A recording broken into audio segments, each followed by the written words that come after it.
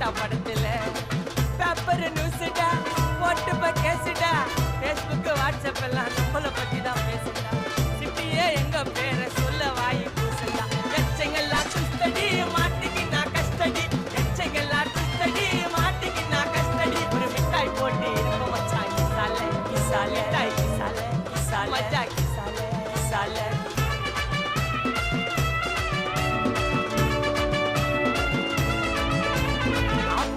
அச்சு விட்டு சொல்லவா இருப்பேன்